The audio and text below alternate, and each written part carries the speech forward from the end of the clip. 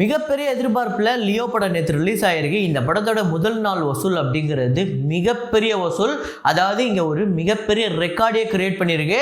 So ஒவ்வொரு நாட்டிலையும் எவ்வளோ, ஒவ்வொரு ஸ்டேட்லையும் எவ்வளோ அப்படிங்கிறத இந்த வீடியோவில் நம்ம தெளிவாக பார்க்க போகிறோம். இது இல்லாமல் ஒவ்வொரு ரெக்கார்டு புதுசாக கிரியேட் பண்ணியிருக்கு. அதெல்லாம் என்னென்ன ரெக்கார்டு அப்படிங்கிறத இந்த வீடியோவில் நம்ம தெளிவாக பார்க்க போகிறோம். ஸோ இது இல்லாமல் லியோ படத்தோட வசூல் இல்லாமல் நேற்று 2 படம் ரிலீஸ் ஆகிருக்கு. ஒன்று வந்து தெலுங்கில் வந்து பகவந்த் கேசரி, இன்னொன்று வந்து கோஸ்ட் கன்னட படம். இந்த 2 படத்தோட வசூலையும் பார்க்க போகிறோம். அதுக்கு அடுத்ததாக இன்றைக்கி வந்து 17 இயர்ஸ் ஆஃப் வரலாறு. ஸோ கேஎஸ் ரவிக்குமார் அவர்களோட இயக்கத்தில் தல அஜித் அவர்களோட நடிப்பில் வந்து ஒரு சூப்பர் டூப்பர் ஹிட்டான ஒரு படம். அந்த வருஷத்துலேயே ஒரு மிகப்பெரிய ஹிட்டான படமாக அமைஞ்சுது. அந்த படத்தோட பட்ஜெட் என்ன, வசூல் என்ன, ஷேர் என்ன அப்படிங்கிறத இந்த வீடியோவில் பார்ப்போம். ஸோ வீடியோக்குள்ள போகிறதுக்கு முன்னாடி நம்ம சேனலை நீங்கள் சப்ஸ்கிரைப் பண்ணல அப்படின்னா பண்ணிவிடுங்க. பக்கத்தில் இருக்க பெல் ஐக்கானோட ப்ரெஸ் பண்ணிவிடுங்க.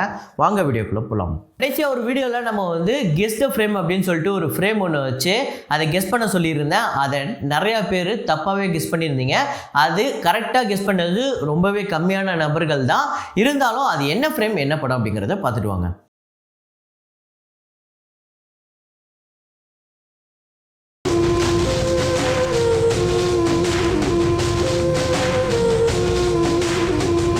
ஸோ ஆமாங்க, புதுப்பேட்டை படம் தான். புதுப்பேட்டையில் வந்து தனுஷ் அவர்கள் ஒரு ஜன்னலில் நின்றுக்கிட்டு அந்த ஊரையே பார்த்துக்கிட்டு இருப்பார். ஸோ அந்த ஃப்ரேமை தான் நேற்று நம்ம எடுத்து வச்சுருந்தோம். இதை கரெக்டாக கெஸ் பண்ண முதல் 5 பேர் யார் அப்படின்னு பார்த்தீங்கன்னா ஏடி ஆர்யா, அப்புறம் வந்து ஆர்வி கௌதம் கமல், செல்வகுமார், அப்புறம் ஜெனி பெர்ஜ் பிரிட்டோ அப்படிங்கிறவர், கிங் ஆஃப் ஆல் கேமிங் அப்படிங்கிற இந்த 5 பேர் தான் வந்து முதல்ல கமெண்ட் பண்ணியிருக்காங்க. இன்றைக்கான ஃப்ரேமை பாருங்கள், கெஸ் பண்ணுங்கள்.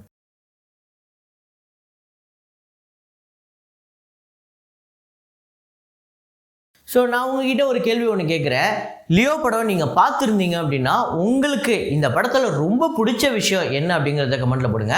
அப்புறம் ரொம்ப நீங்கள் டிசப்பாயிண்ட் ஆன ஒரு விஷயம் அது என்ன அப்படிங்கிறத கமெண்ட்டில் போடுங்க.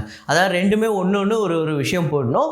ஸோ உங்களுக்கு இல்லை எனக்கு டிசப்பாயிண்ட் தான் ஃபுல்லானா டிசப்பாயிண்ட் போட்டுருங்க. இல்லை எனக்கு பிடிச்சிருக்கு, நான் வந்து எனக்கு நிறையா விஷயம் பிடிச்சிருக்குன்னா அதையும் போடுங்க. ஸோ உங்களோட ஒப்பீனியன் என்ன அப்படிங்கிறத போடுங்க. இப்போ நம்ம வசூலுக்குள்ளே போயிடலாம். பகவந்த் கேசரி அப்படிங்கிற படம் Day 1 கலெக்ஷன். ஸோ பாலகிருஷ்ணா அவர்களோட படம் நேற்று ஒரு மிகப்பெரிய ஓப்பனிங் வந்திருக்கு. ஆந்திரா தெலுங்கானாவில் 24 கோடியே 25 லட்சமும், வேர்ல்டு வைடு 32 கோடியே 25 லட்சம் இந்த படம் வந்து வசூல் பண்ணியிருக்கு. இந்த படத்தோட பட்ஜெட் 95 கோடி. 62 கோடிக்கு இந்த படம் வந்து தேட்டரிக்கல் ரைட்ஸ் போயிருக்கு. ஸோ அப்படின்னா இந்த படம் வந்து ஒரு 110லேருந்து 120 கோடி இந்த படம் வசூல் எடுத்துச்சு அப்படின்னா இந்த படம் ஒரு ஹிட்டான படமாக அமையும். ஸோ Day 1 கலெக்ஷன் அப்படிங்கிறது ஒரு சூப்பரான கலெக்ஷன். அப்புறம் கோஸ்ட் அந்த படத்தோட Day 1 கலெக்ஷன் சிவராஜ்குமார் அவர்களோட படம்.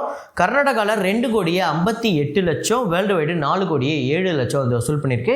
இந்த படத்தோட பட்ஜெட் 21 கோடி. இந்த படம் வந்து 17 கோடிக்கு தேட்டரிக்கல் பிஸ்னஸ் நடந்திருக்கு. ஸோ இந்த படம் ஒரு 35 கோடி கிட்ட வசூல் பண்ண வேண்டியது இருக்குது. பண்ணுதா இல்லையா அப்படிங்கிறத நம்ம வரப்போகிற நாட்களில் பார்ப்போம். ஸோ Day 1 4 கோடி கிட்ட இந்த படம் வந்து வசூல் பண்ணியிருக்கு. அதுக்கு அடுத்ததான் லியோ அந்த படத்தோட ஓவர்சீஸ் Day 1 கலெக்ஷன். யூஎஸ்ஏல $2.1 மில்லியன் 17 கோடியே 48 லட்சம். இது வந்து ப்ரீமியர் ப்ளஸ் Day 1 சேர்த்து. அப்புறம் கனடாவில் $480K இது வந்து 3 கோடியே 99 லட்சம். யூகேல பார்த்தீங்க அப்படின்னா $535K வந்து கலெக்ட் பண்ணியிருக்கு. இது வந்து 5 கோடியே 46 லட்சம். இது வந்து ஒரு மிகப்பெரிய ரெக்கார்டு, அதை பற்றி நம்ம பேசுவோம். அப்புறம் சிங்கப்பூரில் பார்த்தீங்க அப்படின்னா $650K சிங்கப்பூர் டாலர், இது வந்து 3 கோடியே 93 லட்சம். மலேசியாவில் 3.2 மில்லியன் மலேசியன் ரிங்கிட் வந்து கலெக்ட் பண்ணியிருக்கு. இது வந்து 5 கோடியே 62 லட்சம். ஆஸ்திரேலியாவில் $430K ஆஸ்திரேலியன் டாலர். ஸோ இதுதான் வந்து தமிழ் படங்கள்லேயே ஹையஸ்ட் ஆஸ்திரேலியாவில் கலெக்ட் பண்ண படங்கள்லேயே. ஸோ $430K வந்து கலெக்ட் பண்ணியிருக்கு ஆஸ்திரேலியன் டாலர். இது வந்து 2 கோடியே 29 லட்சம். கல்ஃப் கண்ட்ரீஸில் $2.25 மில்லியன் ஒரு மிகப்பெரிய வசூல், 18 கோடியே 73 லட்சம். ஸோ ஸ்ரீலங்காவில் பார்த்திங்க அப்படின்னா 5 கோடியே 15 லட்சம் ஸ்ரீலங்கன் ருப்பி வந்து கலெக்ட் பண்ணியிருக்கு. இது நம்ம ஊர் காசுக்கு 1 கோடியே 33 லட்சம். ஸோ இது ஒரு மிகப்பெரிய ஓப்பனிங் ஸ்ரீலங்காவை பொறுத்த வரையும். ஜெர்மனியில் $265K வந்து கலெக்ட் பண்ணியிருக்கு. இது வந்து 2 கோடியே 33 லட்சம். ரெஸ்ட் ஆஃப் வேர்ல்டில் $485K இது வந்து 4 கோடியே 3 லட்சம்.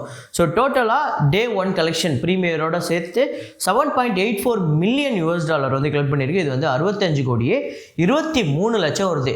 ஸோ Day 1 கலெக்ஷன் 50 கோடிக்கு மேலே எடுக்கிறதே பெரிய விஷயம். அதில் ஓவர்சீஸில் மட்டுமே 65 கோடிக்கு மேலே எடுத்து ஒரு மிகப்பெரிய ரெக்கார்டை வந்து இங்கே கிரியேட் பண்ணியிருக்கு.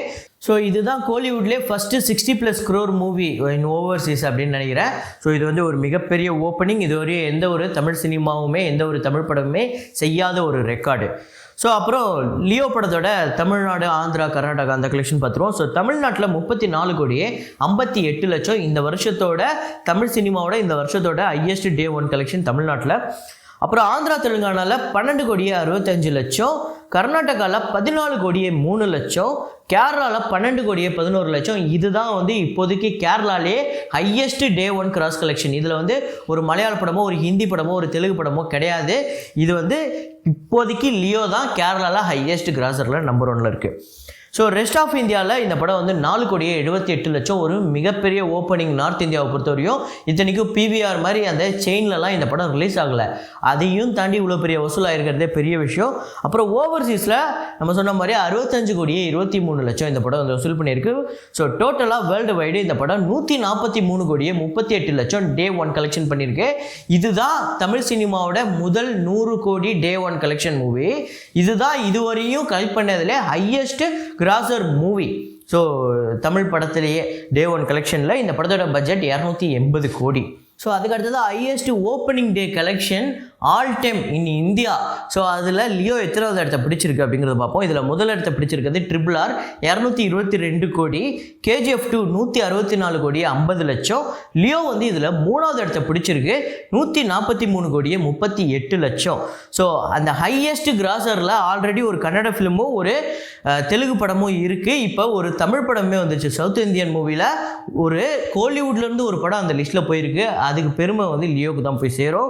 ஸோ ஜவான் வந்து 129 கோடி, ஆதிபுருஷ் வந்து 128 கோடி. இதுதான் இப்போதைக்கு highest opening day collection in India all time. So மொத்தமாக இதுவரையும் இந்த இந்தியாவிலே இதுவரையும் வந்த படங்கள்லேயே இதுதான் ஹையஸ்ட் ஓப்பனிங் கலெக்ஷன். அதுக்கடுத்ததான் லியோ படத்தோட ரெக்கார்டு என்னெல்லாம் ரெக்கார்டு கிரியேட் பண்ணியிருக்கு அப்படின்னு பார்த்தீங்கன்னா 2023 பிக்கஸ்ட் ஓப்பனிங் தமிழ்நாடு, அப்புறம் ஆல் டைம் ரெக்கார்டு ஓப்பனிங் கர்நாடகாவில். இதுதான் வந்து ஹையஸ்ட் கலெக்ஷன் ஒரு கோலிவுட் ஃபிலிமுக்கு தமிழ் படத்துக்கு. அப்புறம் பெஸ்ட் ஓப்பனிங் இன் Kerala all time record. So மலையாள படம், ஹிந்தி படம், தெலுங்கு படம் எல்லாத்தையும் சேர்த்து வச்சு பார்த்தா கூட இப்போதைக்கு லியோ தான் கேரளாலே ஹையஸ்ட் கலெக்ஷன்.